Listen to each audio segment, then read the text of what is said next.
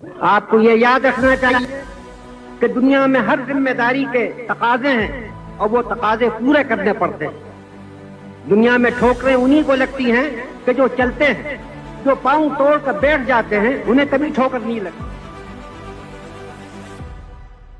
بھارتی تاریخ میں ایک ایسا نام جس نے کم سنی میں اپنی ذہانت و فطانت سے ملک و قوم کو حیران و شستر کر دیا۔ متضاد حیثیتوں پر مبنی زندگی کے مالک مولانا ابوالکلام آزاد ایک زبردست صحافی، عالی مرتبہ مجتہد، عظیم دانشور، بلند پایا مفکر، فلسفی اور جنگ آزادی کے عظیم رہنما تھے۔ مولانا ابوالکلام آزاد کی پیدائش 1888 میں مکہ معظمہ میں ہوئی۔ ان کا اصل نام محی الدین احمد تھا، مگر ان کے والد مولانا سید محمد خیر الدین ابن احمد انہیں فیروز بخت کے نام سے پکارتے تھے۔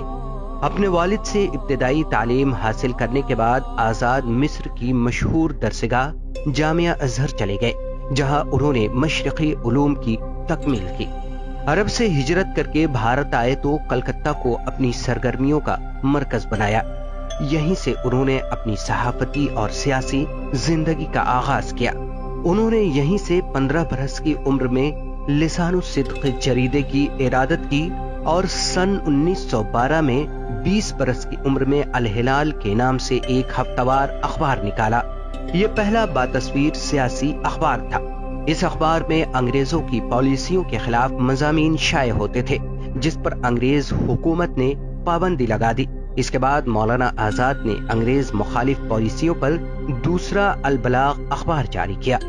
مولانا آزاد کا مقصد جہاں انگریزوں کی مخالفت تھا، وہیں قومی ہم آہنگی اور ہندو مسلم اتحاد پر ان کا پورا زور تھا۔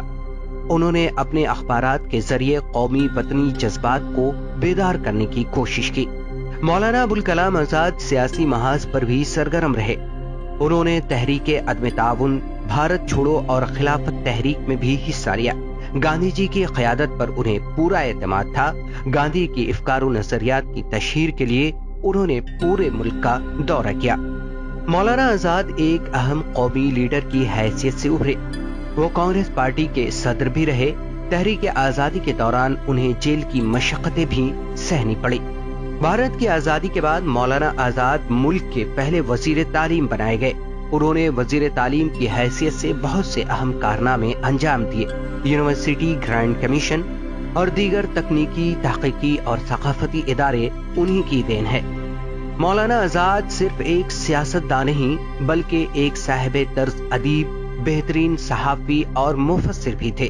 انہوں نے شاعری بھی کی، انشائیے بھی لکھے، سائنسی مضامین بھی تحریر کیے، علم و تحقیقی مقالات بھی لکھے، قرآن کی تفسیر بھی لکھی۔ غبار خاطر، تذکرہ، ترجمان القرآن ان کی اہم تصانیف ہیں۔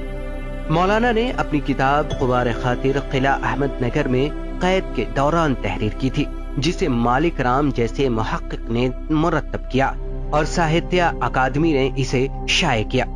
مولانا آزاد اپنے عہد کے خداداد صلاحیتوں کے مالک شخص تھے، جس کا اعتراف پوری علمی دنیا کو ہے، اور اسی ذہانت، لیاقت اور مجموعی خدمات کے اعتراف میں انہیں بھارت رتن سے نوازا گیا تھا۔ مولانا آزاد کا انتقال 2 فروری 1958 کو ہوا۔ اردو بازار جامع مسجد دہلی کے احاطے میں ان کا مدفن واقع ہے۔